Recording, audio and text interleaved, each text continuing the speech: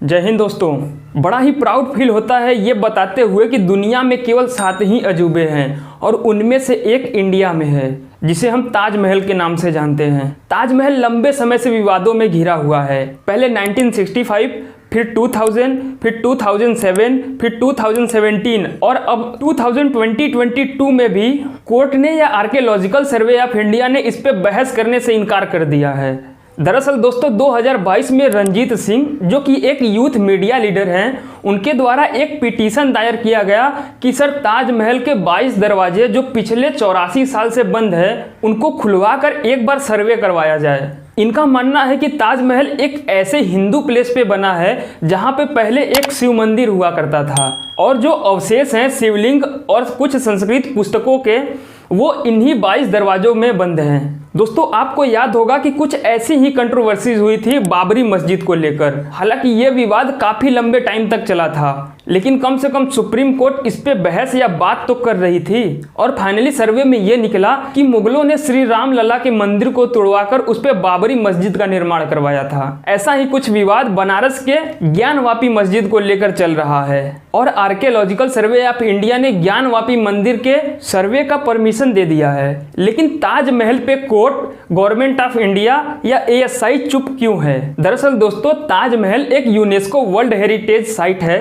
और साथ ही यूनेस्को ने इसे दुनिया के 7 अजूबों में रखा है। तो जाहिर सी बात है कि ये दुनिया भर के टूरिज्म का ध्यान इंडिया की तरफ आकर्षित करने में हेल्प करता है। 2019 के एक डेटा के अनुसार इंडिया का travel and tourism sector $194 billion का कंट्रीब्यूशन रखता है, जो कि कुल GDP का 6.8% है और साथ ही टूरिज्म सेक्टर इंडिया में ऑलमोस्ट 10% जॉब प्रोवाइड करता है। दोस्तों टूरिज्म कितना इंपॉर्टेंट है किसी भी देश के ग्रोथ के लिए, इसको आप इंडिया के ही एक पड़ोसी देश श्रीलंका का एग्जाम्पल लेकर समझ सकते हैं। 2019 से पहले श्रीलंका के हालात इतने बुरे नहीं थे जैसे कि अभी हो चुके हैं। दरअसल कोविड-19 के बाद दुनिया भर में लॉकडाउन लगने लगे। लोगों का एक जगह से दूसरी जगह आना जाना अचानक से बंद हो गया।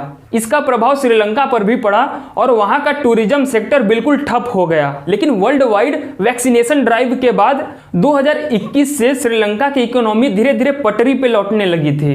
लेकिन फरवरी 2022 में स्टार्ट हुआ यूक्रेन और रसिया का वार और इस वार में धीरे धीरे पूरा यूरोप फंसता चला गया। लेकिन यूरोप का श्रीलंका से क्या कनेक्शन? दोस्तों दरअसल यूरोप एक ठंडी जगह है और यूरोप से लोग श्रीलंका घूमने आते हैं या यूं कहें तो धूप सेकने आते हैं। लेकिन पिछले 3 सालों से वो नहीं आ रहे हैं और अब श्रीलंका में चल रहे इकोनॉमिक क्राइसिस आपके सामने है। अब वापस चलते हैं ताजमहल के मुद्दे पे कि क्यों गवर्नमेंट चुप है, क्योंकि इससे इंडिया का टूरिज्म सेक्टर डिस्टर्ब होने की आशंका है। लेकिन यूनाइटेड नेशंस में बात करके इसका सॉल्यूशन निकाला जा सकता है, लेकिन ये काफी टाइम टेकिंग प्रोसेस हो सकता है। एक और बड़ा सवाल, जिन लोगों ने भी पिटीशन दायर किया है उनके पास कोई प्रमाण, कोई साक्ष्य है या फिर बाबरी मस्जिद का देखा देखी ताजमहल पर भी सवाल खड़े कर दिए? तो ये पूरी कंट्रोवर्सी स्टार्ट हुई है एक बुक से। एक राइटर थे PN ओक, उनकी एक book Taj Mahal the true story में उन्होंने दुनिया को यही बताने की कोशिश की है कि ताजमहल अंबर, जिसे आप अभी जयपुर के नाम से जानते हैं, वहां के राजपूतों के द्वारा बनवाया गया एक शिव मंदिर है। PN ओक के बताए गए इतिहास को डिस्कस किया जाए इससे पहले इनके बारे में कुछ बातें जान लेना ठीक रहेगा। PN ओक यानी पुरुषोत्तम नागेश ओक का जन्म 1917 में इंदौर में हुआ था। इनके पिता एक मराठी ब्राह्मण थे और इनको केवल संस्कृत आता था। इनकी माता का इंटरेस्ट इंग्लिश में था और इनके कलीग्स जो थे वो हिंदी बोलते थे। तो इनको इंडिया के तीनों मेजर लैंग्वेजेस संस्कृत, हिंदी और इंग्लिश का अच्छा नॉलेज था। MA LLB के बाद वो फर्गसन कॉलेज पुणे में एक इंग्लिश टीचर बन गए। इसके बाद 24 की उम्र में उन्होंने Indian national army INA join कर ली।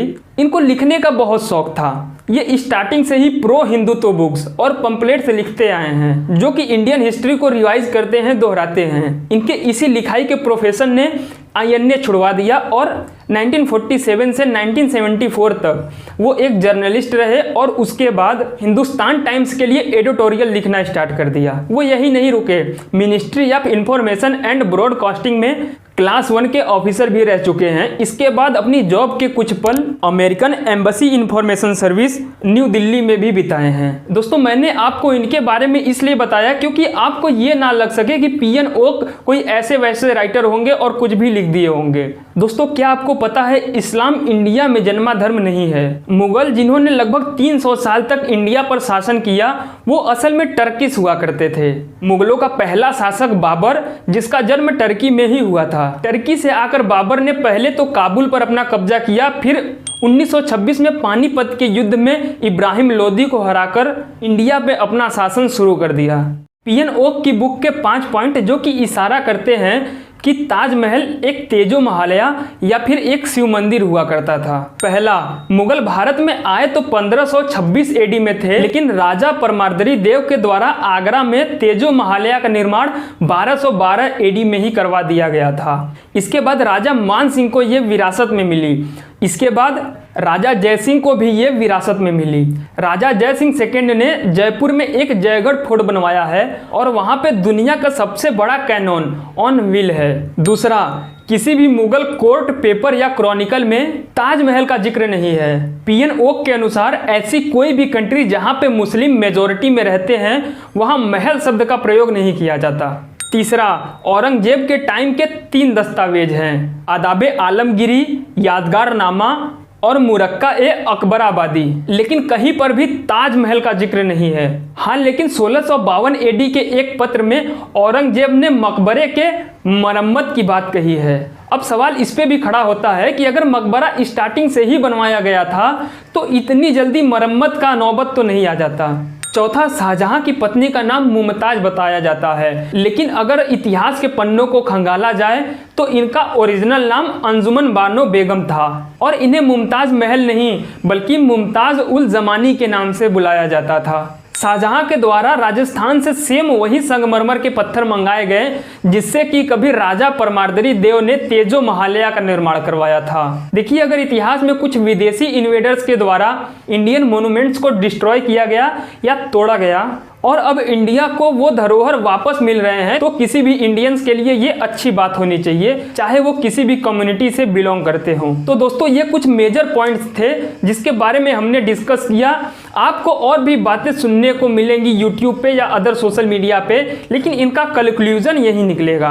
वीडियो अगर इन्फॉर्मेटिव लगी हो तो इसे अपने दोस्तों और फैमिली मेंबर्स के साथ शेयर जरूर करें और ऐसे ही रिसर्च ओरिएंटेड वीडियोज के लिए आप चैनल को सब्सक्राइब कर लें और बेल आइकन को प्रेस कर लें जिससे मेरी आने वाली कोई भी वीडियो आपको मिस ना कर सके। और वीडियो पर लाइक का बटन दबाना ना भूलें। आप अपना ख्याल रखें, अपनों का ख्याल रखें, स्वस्थ रहें, मस्त रहें। मुलाकात होगी जल्द ही किसी अन्य ऐसे ही इंफॉर्मेटिव और रोचक वीडियो में।